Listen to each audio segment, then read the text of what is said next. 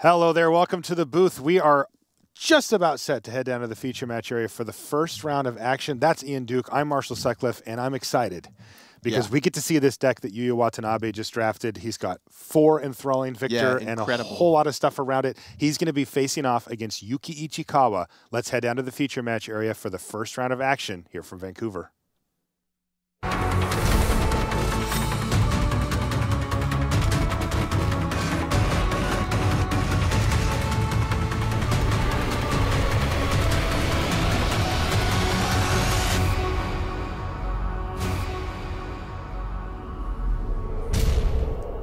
Hello and welcome to coverage of Pro Tour Magic Origins. I'm Marshall Sutcliffe in the booth with Ian Duke. And we are ready for round number 1. This is the first round of action here at the tournament.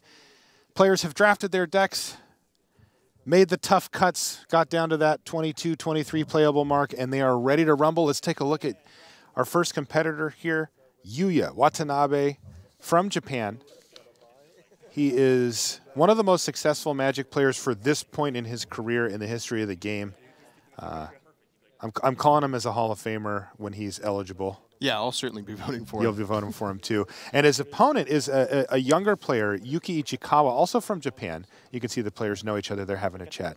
Yuuki is a popular and famous Magic streamer and has had some serious success here at the Pro Tour stage as well.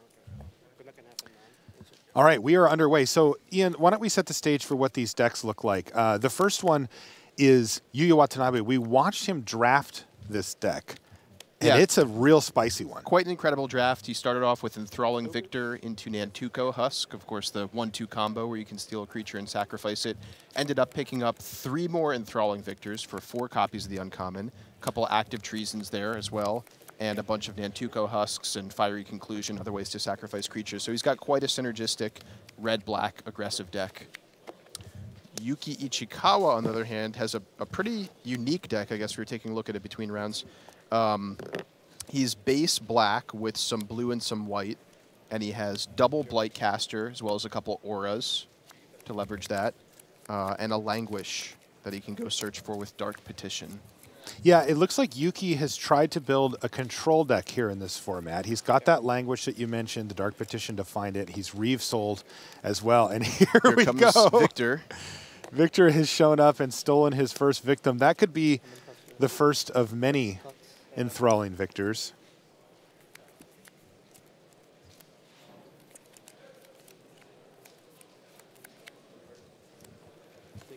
And here's a Blightcaster on turn 4 for Yuuki Ichikawa. He has attempted to go for a bit of a Blightcaster sub-theme and has some of the pieces for it, though not quite as streamlined as Yuuya Watanabe's red-black deck.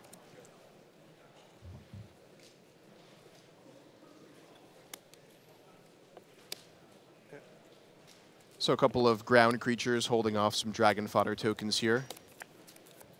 We'll see what Yuuya can come up with. Yeah, looks like he's fine trading Enthralling Victor off for either of these 2 options. Now, one thing, Ian, that you and I noticed about Yuuki's deck that is potentially problematic, he doesn't have very many creatures. That's right. He's got, I'm going to call it 8.5. Yeah, and not many of them are what you'd call capable of winning a game. He's got a lot of sort of ground creatures, utility creatures, and blockers. Really only one Rabid Bloodsucker in the air to kind of close out a game. So what we might see is Yuuya actually sort of controlling Ichikawa's threats or lack thereof with his Active Treason combos and Enthralling Victor combos, and actually making it pretty hard for Ichikawa to win the game. Here comes Weight of the Underworld, though, triggering Blightcaster and taking out 2 creatures for the price of 1. Yeah, he gets to take out a Goblin and a Crone Sergeant there from Yuuya. So, again, Yuuki's deck looking to be the control here with far fewer creatures, more removal. Most of the creatures are defensive in nature, the Bloodsucker being the main exception to that. So, you know, you and I were going over the list before we're in the feature match area here, Ian, and we were thinking that the way that Yuuki can win, if he's going to win this match, is by controlling the game, probably drawing his Languish at some point, and then just overwhelming with card advantage thanks to Blightcaster. That's right. And it looks like Yuya's starting to run out of steam here. I think we see him mounted an active treason in his hand. And he's got a well husk as well. here. Yeah, so husk is going to hit. Which is okay, but looking at Yuuki Ichikawa's side, he's at 16. Right. You know, the husk is going to do a little bit of work here, but not a lot. So Yuya certainly not succeeding on his A plan of being aggressive and closing out the game quickly, but he's got an active treason ready for that Blight Caster to stop those shenanigans. And we may see the game sort of level out for a few turns here as both players look for some more action. But speaking of action, here's Dark Petition from Ichikawa. This is sort of the new Demonic Tutor / Dark Ritual kind of combination here. You get to search for any card and put it into your hand, and if you have Spell Mastery, you can add black, black, black to your mana pool. Yeah, now he does not have Spell Mastery. He's got the Reeve Soul. But nothing, no other instants or sorceries in his yard. But he is going to get that effect, so... what are you assuming he's getting here? Is Languish? This is his best card. Yeah, I'd assume so. Unless, say, he's going for something like the Stalking Bloodsucker. Oh, sorry, Rabid Bloodsucker.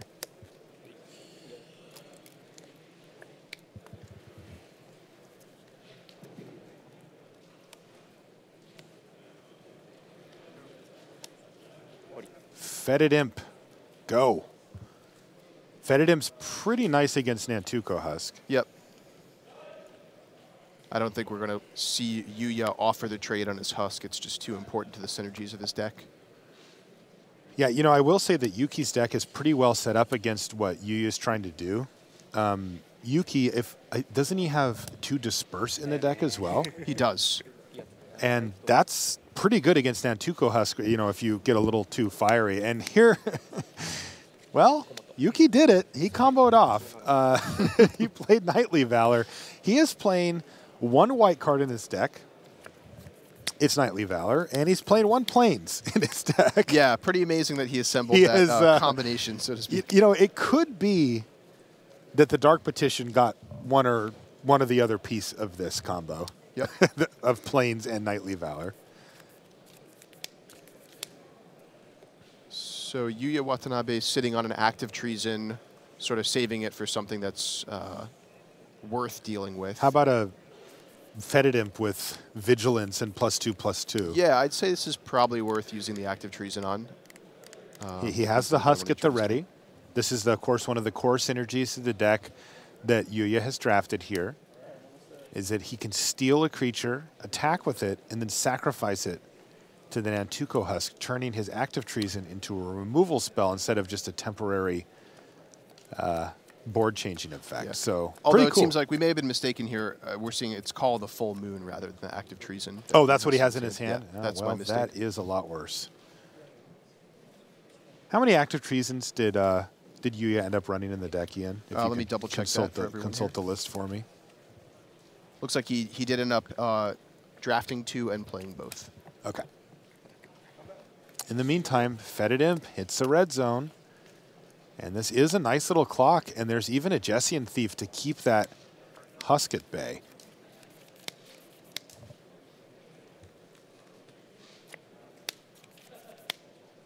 And Ichikawa sitting on a Claustrophobia and a Disperse. Sort of guarding against any kind of instant speed shenanigans that Yuya might have. He doesn't have the double blue for the Claustrophobia yet, notably, though. Okay. I was going to say the Nantuko Husk is a nice target for Claustrophobia, right? Because anything that you Claustrophobia besides it just ends up being food anyway. Yep, great point. Active treason. There's so active treason. Yuya drew it. And Yuki says okay. Wow. Oh, he's tapped out. His blue man is tapped because of the Xian Thief, so he didn't have an option of dispersing. Right. So oh man! Excellent what a to take that opportunity there. Now, one interesting thing we might see coming up in the future turns is, Marshall, as you pointed out, Nantuko Husk is a great target for Claustrophobia because any other creature you put the Claustrophobia on could be sacked to the Husk. So as soon as we see the double blue there, we'll probably see the Claustrophobia on the Husk. Of course, now we see Disperse slowing things down a little bit. And getting in that Thief. Yeah, now this can get out of control quickly. And a Blightcaster. Wow, nice turn for Ichikawa.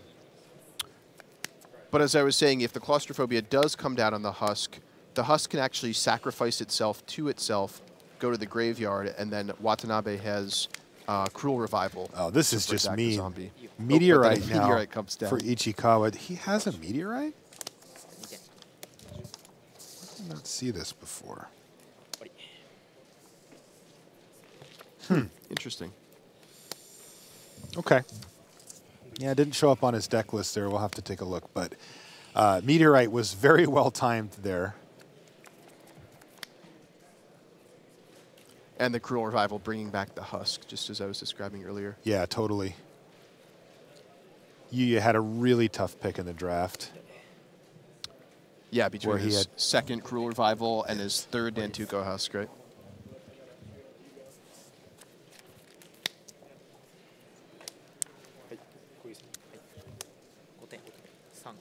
So here comes Nantuko Husk with Call of the Full Moon.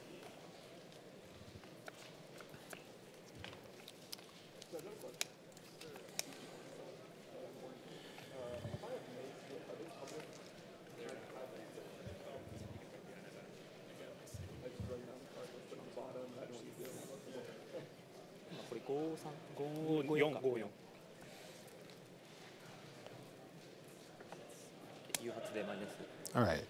Shadows of the Past, which of course triggers a Blightcaster to shrink it down, and Claustrophobia, which he's going to give another -2/-2 thanks to the Blightcaster, so it's going to basically just finish the thing off.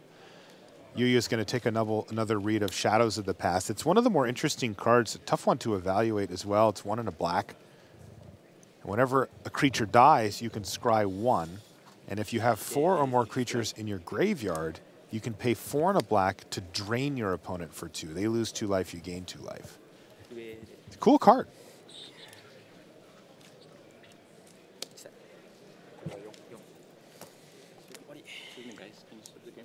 Yeah, Yuuki Ichikawa firmly in the driver's seat here. Yeah, really taking control of this game, and then Shadows of the Past threatens to close things out pretty quickly once it gets active.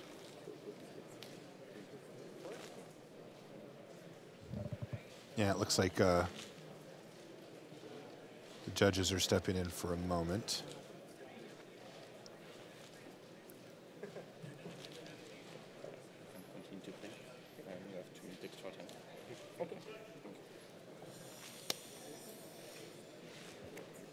And they are back underway. Yuuya Watanabe reveals the 3 lands he had in his hand, as well as the 8 or 9 on the battlefield. And of course, running out of gas that hard means that he is going to fall in this first game, so he's going to lose first game to Yuuki Ichikawa. All right, we will be back right after these messages. Ultra Pro is the place to go for all your Magic accessories. With card sleeves, deck boxes, playmats, and portfolios showing off the best Magic art, Ultra Pro is the standard in safe storage. Visit ultrapro.com for more information. Put your game to the test at a Grand Prix. These open tournaments feature the best players in your region as well as top Magic pros from around the world. Upcoming Grand Prix events include Hong Kong, San Diego, London, Detroit, Santiago, and Prague. Visit magic.wizards.com/Grand Prix for a complete schedule. And welcome back to the feature match area here in Vancouver. Let's take a live look at a particularly interesting feature match. It's a Paul mirror match. You can see them down on the bottom part of your screen. We have Paul Xian versus Paul Reitzel. And this is a particularly interesting rematch as well, because these gentlemen met in the finals of a Grand Prix. Now, this was a Team GP in San Jose, and it was an epic final match between them. Both of their teammates split matches with each other, so it all came down to this one. Oh, wow. And eventually, Paul Xian won. But it was one of the best played, coolest matches I've had a pleasure of commentating. And it looks like these guys are off on a heck of a board state here. Paul Reitzel somehow playing the Sphinx's tutelage deck. Oh, wow. This is game 1, by the way. That's unusual. Yeah. Reitzel's somebody that we associate with more of a beatdown player, a straightforward, aggressive deck type player. Yes. He loves his red-white. And red-white's really good in this format, yet here we are. That's a question making the table real fast. Yeah, I was chatting with a couple players yesterday, and one of the comments that I heard over and over again was how there are a lot of like cool, interesting kind of sideways synergies you can do. And I think it was maybe Gerard Fabiano or someone was telling me that in one of his practice drafts he drafted double Sphinx's Tutelage, triple Dreadwaters, like mill deck, and was actually able to be really successful with it. So it's cool to see those kind of unusual strategies coalescing and working successfully. Yeah, and it looks like Paul Reitzel has some stuff going on here, though Paul Xian has a much better board state as far as creatures go. Reitzel, I mean, I'm jealous. He's got a Sigiled Starfish, but it's also his only creature. You're going to disperse your automaton on your end step. All right, you heard it from Paul. Disperse automaton on end step.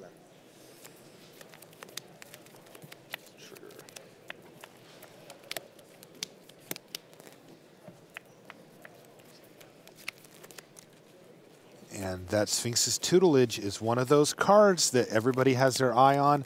It's also very controversial among the professional players. Some of them think it's quite good. It looks like Reitzel's on it. And some of them think it's not. Some of them think you just shouldn't even touch the card. It's a cool little enchantment in this set. I love these type of cards because it gets a lot of discussion going, and that's my favorite part. Whenever you draw a card, you can have your opponent put the top 2 cards of his or her library in their graveyard. And then you can also pay 5 and a blue to loot, as we call it. Draw a card and then discard a card. Yep, pretty expensive activation there. So. Yeah, that's not the headliner. Right, you really only want it in your deck if you're sort of using it as a win condition in sort of a more controlling type deck. I see a Harbinger of the Tides on the battlefield for Reitzel as well. That's an excellent card. And he looks to be fully in the driver's seat. He's got Paul Xian whittled down to a Cleric of the Forward Order and a Guardians of Meletus. Wow. Yeah.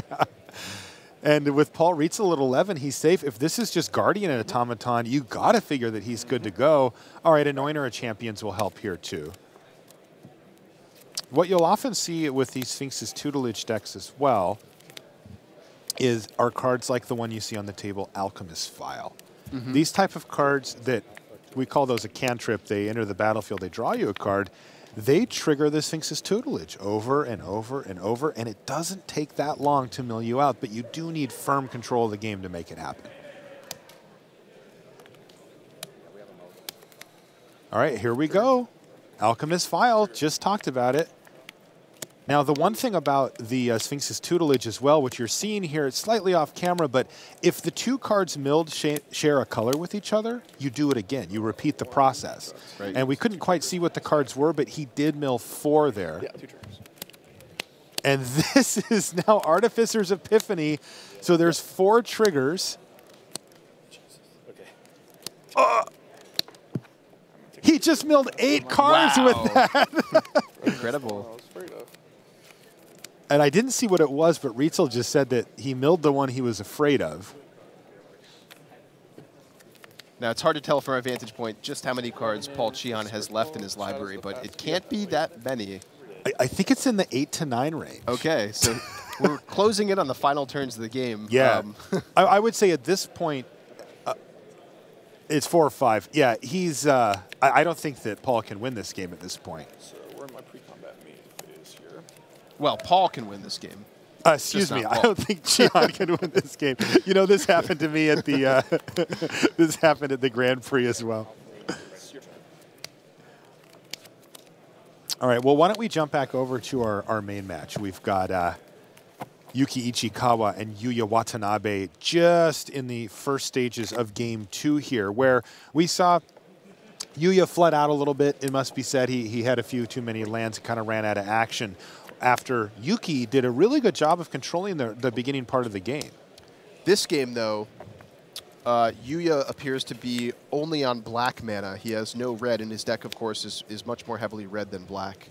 So he is able to cast an Antuco Husk on turn 3, but doesn't have access to any of his red cards just yet. So he's really looking for that mountain as soon as possible. He looks nervous. Quick update as well from another one of our tables in the feature match area, which features, get this, Ian, Gabriel Nassif versus John Finkel. Wow. Clash of Titans. Yeah, like often two of the names mentioned in like the top 3 best players ever. And John Finkel won the first game. He had Hangerback Walker, card we both love. Yeah, excellent and Alhamret as well. Uh-huh. So I suppose if you play both of those cards in a game of Limited, you're probably a favorite to win. I would say so.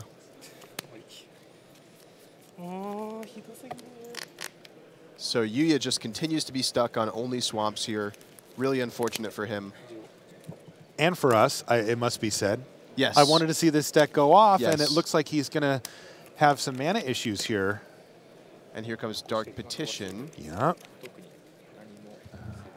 He's definitely not getting languish this time. I Yeah. know what he's getting. I would. Knightly Valor. Oh, He's got his that's planes. right. He has his planes. Yeah. Okay. I was going to say either that or the Rabid Bloodsucker, but yeah, with the planes, the Knightly Valor. Yeah, you know, my first thought was Rabid Bloodsucker as well, but then I saw the planes, and he just has to go for Valor here, right? It's got to be his best card. Also, with his opponent on 3 black mana, there's no instant speed removal spell that actually punishes this in the set. And we can see, in addition to mana troubles, Yuya also a little bit flooded on auras. He has an Infernal Scarring and a Call of the Full Moon in his hand. And that's something we talked about a little bit during the draft, how Sure, he had one of great those is going to hit the synergies, bin. but sort of the last several cards that he added to his deck are these kind of clunky auras. It looks like Ichikawa just did nothing. He didn't play the Knightly Valor either, which I'm assuming is what he got. I guess I could be wrong. Yeah, I mean, Oh, he he may just be wants to leaving up activate the consoles Yeah, here. Okay. activate the consoles. So he's just going to make 2 1/1 flyers here.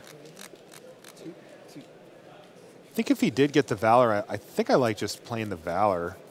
I want to slam the he's door gotta on my figure opponent here. One of the only ways he can lose this game is if he plays into some kind of like instant speed trick or removal spell. But there isn't one. Yeah, I guess there's not in black. No, that I not can think of here. not for 3 black. At any rate, Yuki is firing on all cylinders here anyway, adding more and more to the board. And Yuya Watanabe cannot find the land. All right, he's found a mountain, and he's going to play a Thopter Engineer, which will give him a blocker on the ground and a trade for a Thopter, but at 7, it might just be too late here. Yeah, he did get the Knightly Valor. I saw it in the back of his hand. Mm-hmm.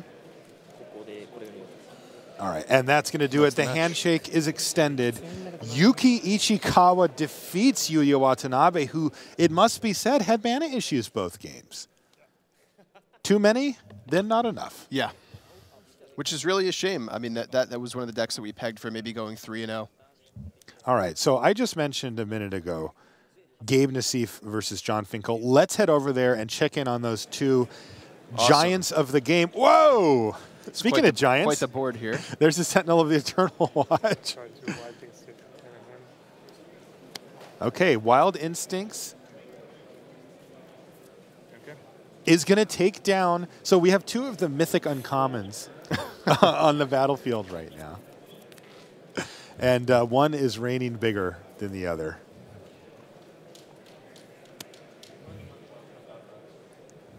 Now, mythic uncommons, you said, Marshall. Can you explain for the audience at home what you mean by Yeah, that? so we use this term jokingly, but some of the uncommons, like the Sky Snare Spider you see there, and then the Sentinel of the Eternal Watch that's down there, are, well, they're better than the rest. Let's just put it that way. And they even sometimes will eclipse some of the rares in the set. Mm-hmm. And so we tend to, we jokingly refer them as mythic uncommons because they're so good that they're better than some of the rares and even the mythics in the set. And Sentinel of the Eternal Watch is probably the best one of the bunch, but that Sky Snare Spider is a personal favorite of mine as well. And Finkel just under a ton of pressure here. He's down getting to just 1 lonely Water Courser. He has Bone to Ash in his hand, but not going to help him catch back up on board.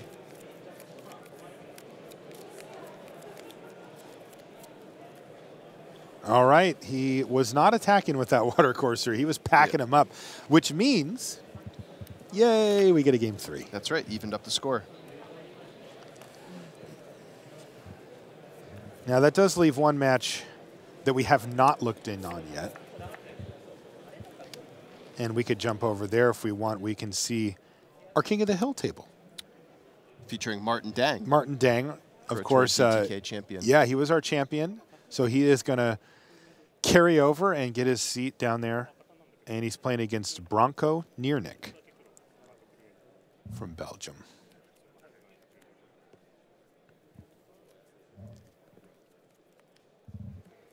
And here we are. So Branko, we are assured, although we do see the permanents being scooped up here, Branko's mono red. Oh, wow. Yeah. Red I've found is a pretty deep color in this format. Got a lot of powerful common creatures.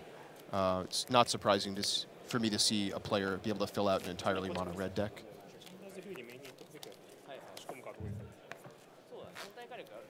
Okay, why don't we jump over and check on the Paul mirror match here. We're just bouncing all over the place in the future match area, but I got to see how Xian versus Reitzel is shaping up here. We saw Reitzel win the first game with his Sphinx's Tutelage deck. On top.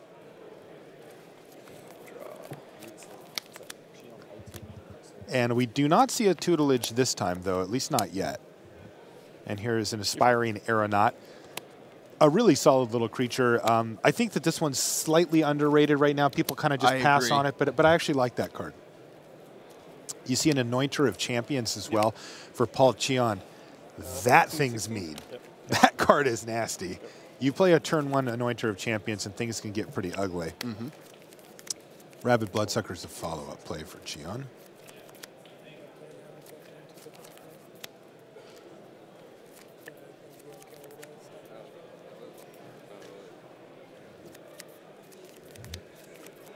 That Shadows of the Past threatening to be a little bit annoying on Paul Xian's side of the table. But, you know, I got to say, if I'm Paul Reitzel, I'm not that bummed about it. Why is that? I think it's pretty slow. And also, it doesn't attack. Like, it means that Reitzel's going to get a little bit of extra time to try to set up his game plan and get things worked out where he's not just getting hammered on by, like, look at this scenario that we have here, right? If he went Anointer of Champions into 2-mana something, I don't care, like Taupe and Freeblade, Taupe and Freeblade, a Shambling Ghoul, then Reitzel stands to take 6-9 damage, you know, from that before he can get his shields up. But since it's not something that can attack or block, it makes the Anointer of Champions worse, and it says he's got time. Now, it does give Paul the possibility for some inevitability down the line, which could be problematic. But I think if I'm Reitzel, I actually prefer my opponent to play it. 14? Yeah, certainly over a 2-drop aggressive creature. Yeah. And it looks like Xian has hit the afterburners here. He's followed up with another Bloodsucker, and Reitzel's down to 9 already.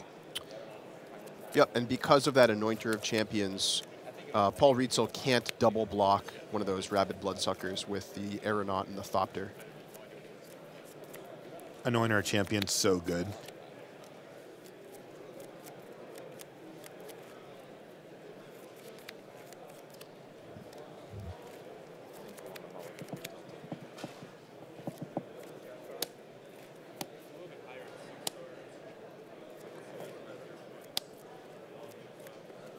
Here comes a Screeching Scob for Paul Reitzel.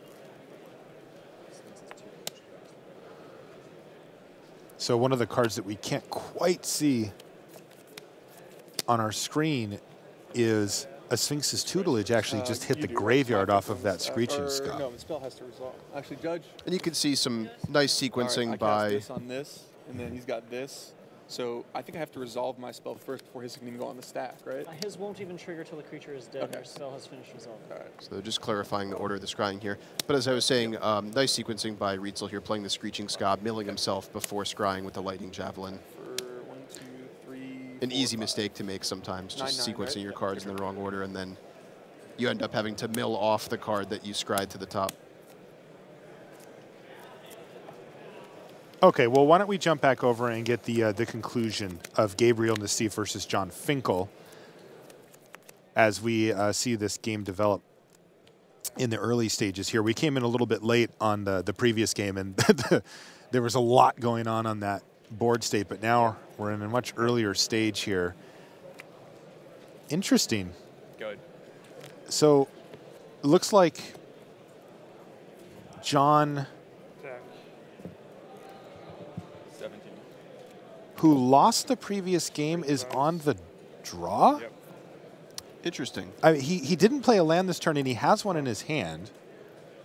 So he may have just chosen the draw here, and Gabe Nassif has, well, he played a 1-drop into a 2-drop, but for a combined 2 power. And John also is on a mulligan here, we're told. So there's a Caustic Caterpillar into a Elvish Visionary now for Nassif. And on turn 3, he's going to play Read the Bone. So, ooh, geez, there's a Mana Gorger Hydra and a Reeve Soul. Wow. Yeah. I suppose you just draw both of those? Maybe he doesn't have any more mana. Whoa, he's got an Outland Colossus in his hand too, I think. Yeah, he and totally a Woodland does. Bellower, yeah. It's a What the very heck? powerful hand from Nassif here. This happened in a sealed. Woodland Bellower searching up the Hydra, Mana Gorger Hydra. Wow. That is nasty. Guess I'll just keep both. He was considering, I think, putting the Hydra on the bottom because he can just search it up when he gets his 6 mana anyway. And I think he's missing mana. Oh, now we see why Finkel didn't play his land. He's got Knight of the White Orchid in his I see. hand. So And, coming off a mulligan, he just wants every card he can get. Yes. So intentionally skipping a land drop so he can jump ahead with Knight of the White Orchid. Go ahead.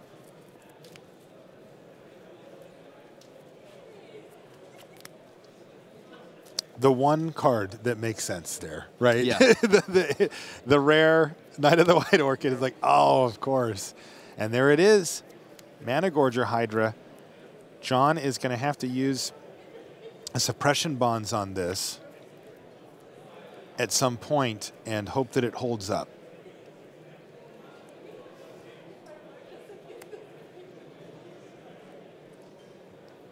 Get a look at a pair of Hall of Famers of the highest order.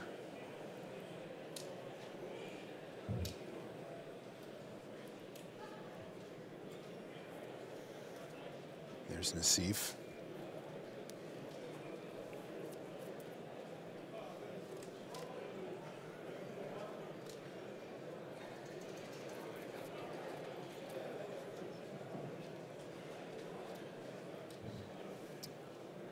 Finkel from New York Yeah.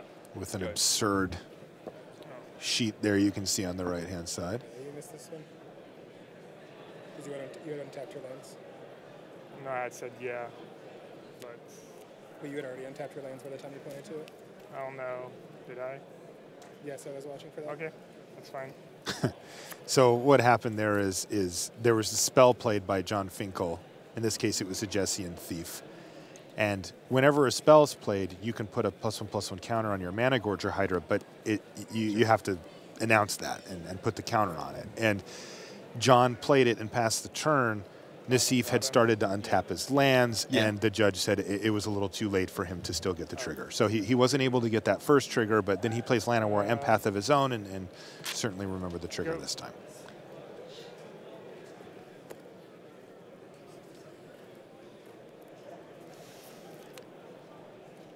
And yeah, that Hydra, so insane. It just sits there. Just sits there and grows. Just grows and grows and grows, and once it gets big enough, it starts crunching, and you cannot chump block that thing. It has trample. That's right. Although Finkel here has the suppression bonds at the ready to stop that Mana Gorger Hydra. And plenty of lands, too, so he's getting up to that majoring responder pretty quickly, which is just the kind of powerful card that he needs to get back into this game. That card's pretty mean. Now, Yes. it charges you for it. You know, Yes, you're going it to put does. 7 mana into the thing, and maybe even more if you want to untap it, but it does pay you back. And we've seen Nassif's hand just full of super powerful cards. So the Caustic Caterpillar, of course, sitting on the battlefield is a problem. Now, he can't use it right now because he's got to put some mana into it to actually activate it, but it will take out the suppression bonds at some point during the course of the game here. And so Finkel's taking a pretty aggressive line here of saying, all right, well, I got to get in while the getting's good. Xian Thief gets chump blocked. Finkel has Bone to Ash in hand, but does not have the second blue mana for it. In fact, his hand looks not great here with the Rage Ring Responder, which is, but then the Bone to Ash and Plains aren't really what he wants since he can't cast Bone to Ash. The good news is, Responder's coming in next turn. That's right. And so what John has basically done here is he's tempting Nassif to use the Caustic Caterpillar on the suppression bond so that it can't kill the Mage Ring Responder, which is an artifact creature.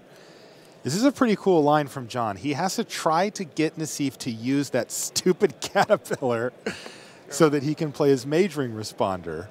But unfortunately for Finkel, Nassif just takes the turn to play the enormous Outland Colossus. Yeah, he hit that land, and now the Colossus is a 6/6 his hit.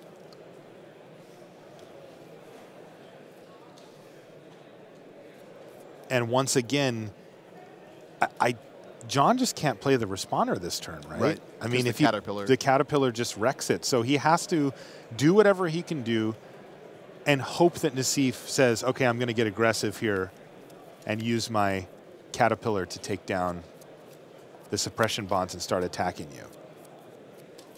Okay, what has John found? He's found a Knight of the Pilgrim's Road. This is so intense. Yeah. Like if Nassif says, did Nassif forget the trigger there too?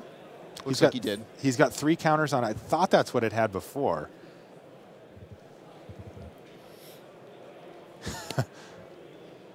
Oh, he's got Conclave Naturalist. Wow, so the second disenchant type effect, the second way to destroy an enchantment or artifact. And Nassif just realized he forgot. He said, this should be at 6. Yeah. It's at 4. Things looking grim here for Finkel. Now remember, the Outland Colossus can't be blocked by more than one creature. It must be single blocked. Right. It's got the opposite of Menace. That's right.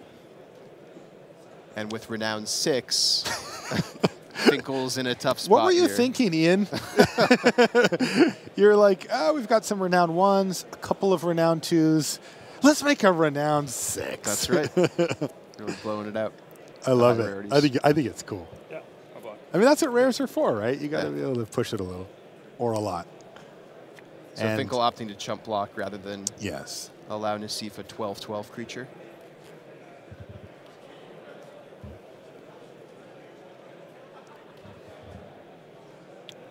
Finkel goes deep into the tank here.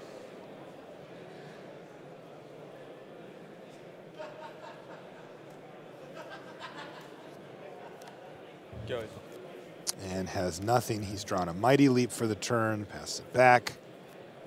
And yes, things are looking terrible for Finkel here. This is a game 3 as well. The winner of this game will take down their first match and get their Pro Tour Magic Origins off to a good start.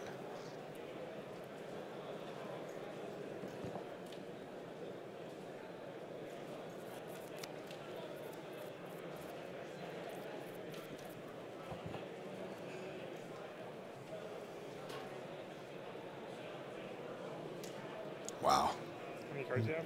Nassif has 5 spells in hand at this point, too. Just an incredibly powerful draw. I wonder if this is indicative of his whole deck or if he just kind of got some of his most powerful cards this game.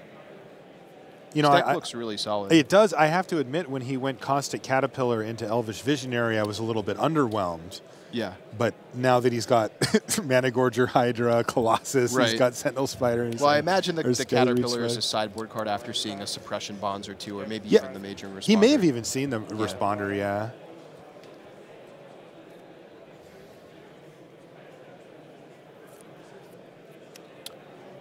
But yeah, I like Nassif's deck quite a bit. I mean, he's got a lot of powerful creatures, clearly, and then Elvish Visionaries and Llanowar Empaths to sort of cycle through his deck and find them. So it looks like a good combination of power and consistency here. Sure.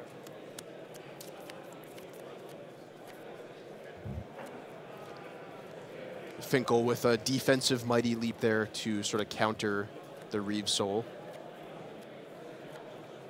by boosting his creature's power above 3. So Nassif knows that he's supposed to win this game. Right. And he's trying to make sure that he doesn't put himself in a position where that doesn't happen. And that's what that sigh was all about. And he also knows he's playing against John Finkel, one of the best players ever in the game. So if there's anyone who can get out of this situation, it's John.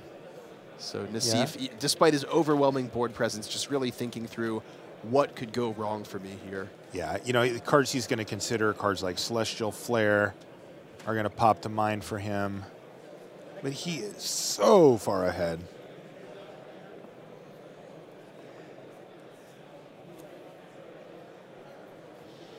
There's free.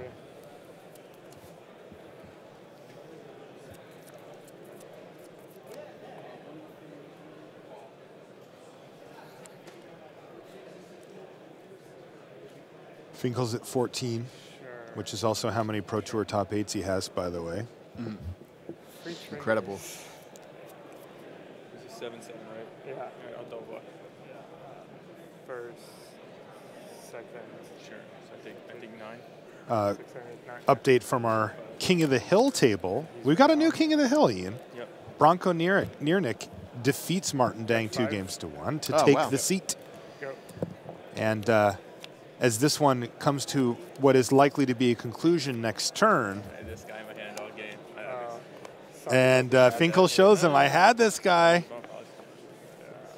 And it looks like Paul Reitzel did end up grinding Paul Xian out just right now, in fact, to win 2-0 over him. So Reitzel off to a good start, and looks like we had synchronized handshaking down in the feature match area as they both finished. That was exciting stuff, Ian. Yeah, very exciting matches. I love seeing those super high-end players, you know, some of the best. And I'm not talking about, oh, you know, that person's in the Hall of Fame. I'm talking about the top of the line go against each other. It's great.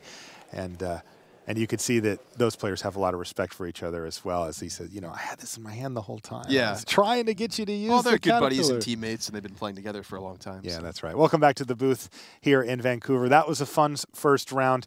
I do wish that we could have seen Yuya's deck fire on a few more cylinders than it did. You know, he stumbled on mana a little bit. But, yeah, we'll get a chance to see some more great magic here. Why don't we send it back, though, to the news desk for now. We'll be back here in just a little bit for round 2.